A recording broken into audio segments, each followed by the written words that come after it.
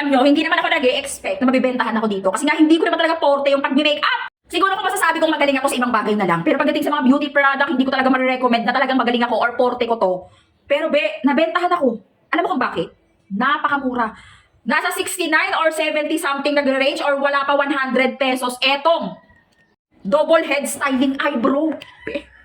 Ang ganda kasi, ang mura pa. Sobra. Double na yan. So, first step natin, ayan siya. Tingnan nyo mabuti. Maglalagay ako sa aking, wala na naman ako salamin. So, lalagyan ko muna ng aking, lalagyan ko muna yung kilay ko ng isang part niya. Ayan o. Naku, parang mabilis maubos to. Ayan. Okay. Pag naglagay na ako sa kilay ko, so yung kulay brown na. O, kalma. Nabentahan ko, be.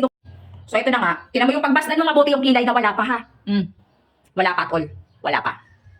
So, yung napili ko ang shade ay brown.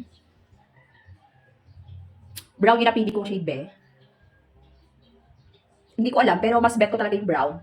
Mas bet ko talaga yung brown na eyeshadow. Teka lang. Hindi ko alam kung eyeshadow o eyeliner to. Biscot na yan. Bahala na. Basta pag pwede sa pilik mata at pwede sa kilay, pwede na rin yan. Kasi parang naman yung buhok, be. Sabihin nyo nga sa akin kung hindi pa pwede. Sabihin nyo nga sa akin yung mga veterans dyan na mga magagaling mag-makeup, be.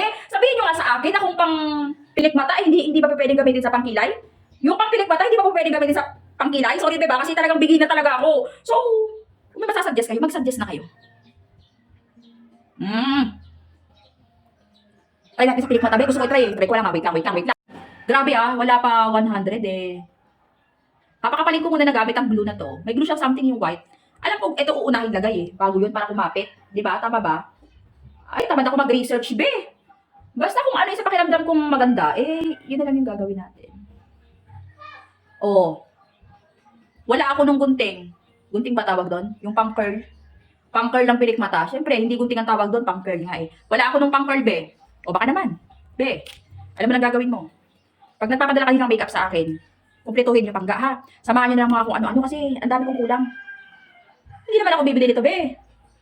Mas maganda nang magpadala tapos ayan, didemo ko na lang. Uy, nabentahan to, ha, in fairness. Oo. Pampatigas ng pilik mata yon. Yung parang glue something. Hindi naman mautang dala pilik mata ko dito. May nakikita ka na ba pilik mata ko? Hindi kasi ako naglalagay ng peking pilik mata. Alam mo yun? Ay, shucks. Yung extension, eyelash, hindi. Nakikita ka na ba? Pag may nakikita ka na, yan na yun. Pag wala pa, problema mo na yun. Yan yung link. Click mo na. Ito yun, be, naka-discount sale to ngayon. Ang mura lang kasi niya. Sa mga beginner or sa mga student or sa mga nagtitipid, pero gusto lang na mag-up straight ang pilik mata at magkaroon ng kilay, go for this. Sobrang mura at useful.